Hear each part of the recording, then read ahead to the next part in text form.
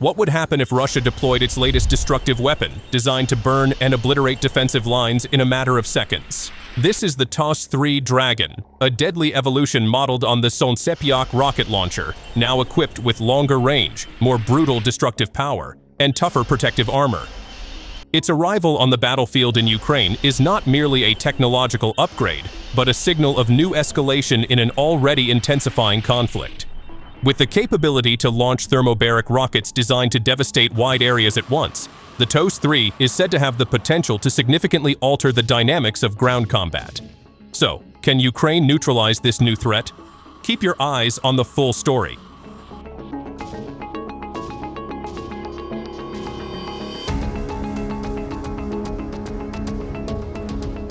For months, Western intelligence and Kyiv's military analysts were fixated on the movements of the legendary TOS-1A Solntsepyok, a thermobaric monster that has long been a terrifying specter for anyone hiding inside bunkers. However, a fatal miscalculation occurred in Ukrainian control rooms. Footage recently released by the Russian Ministry of Defense, initially believed to show nothing more than routine Solntsepyok strikes, concealed a far more provocative truth. Russia has officially deployed the TOS-3 Dragon, the latest incarnation of absolute destruction designed to reshape the modern battlefield. The emergence of this Dragon is not merely a technical upgrade. It is a declaration of Russian military technological dominance that has left many on the opposing side stunned and utterly unprepared.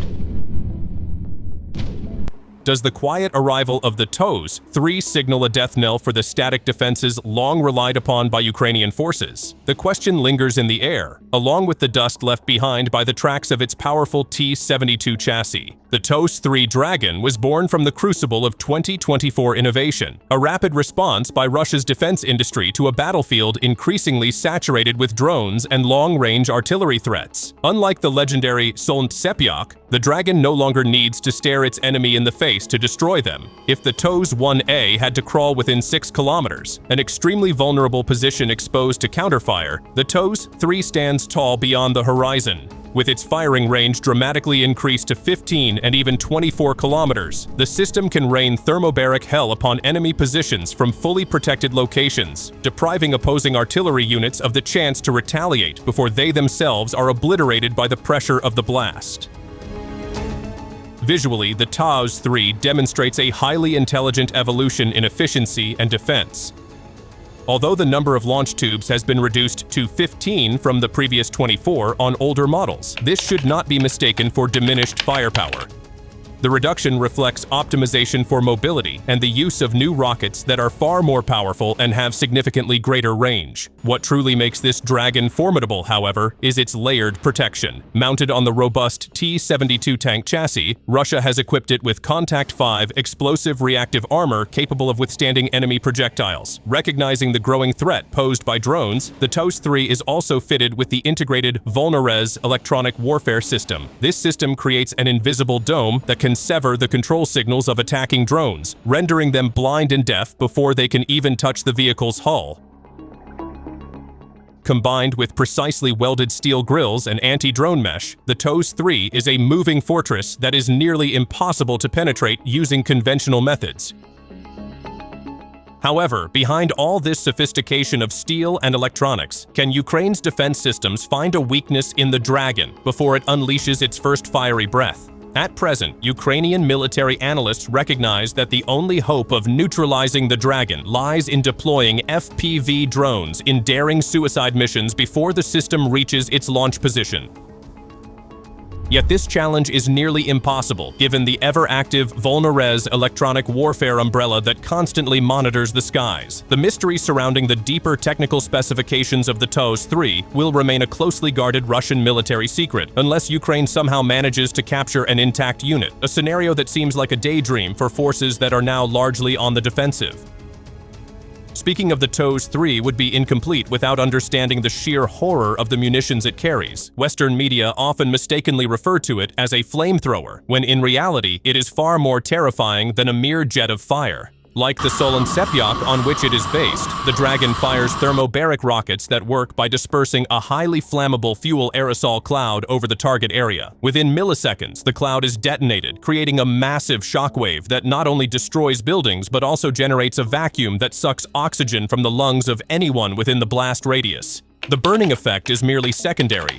Its primary destructive power lies in the extreme atmospheric pressure changes capable of crushing steel and concrete structures as if they were made of paper. In the face of the TOS-3, there is no safe hiding place. Even the deepest bunker can become a tomb for those inside.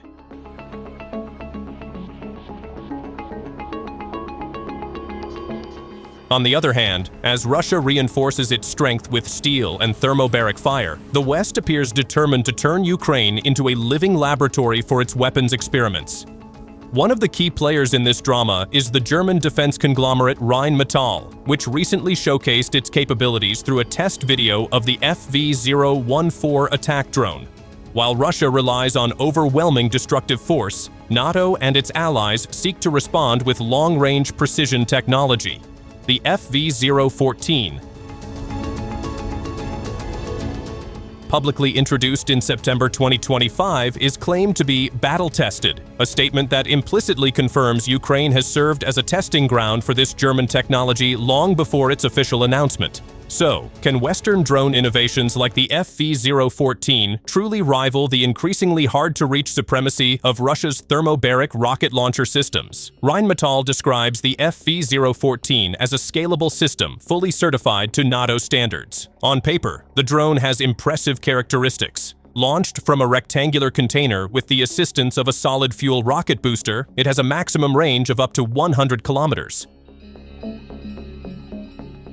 However, there is a clear weakness. Its communication link is limited to only 60 kilometers, meaning its effectiveness depends heavily on the presence of vulnerable control stations. Although it carries a 5-kilogram high-explosive dual-purpose warhead claimed to penetrate armor up to 600 millimeters thick, can this 20-kilogram drone break through the layers of Volnorez electronic warfare systems and the Kontakt 5 explosive reactive armor protecting the TOS-3?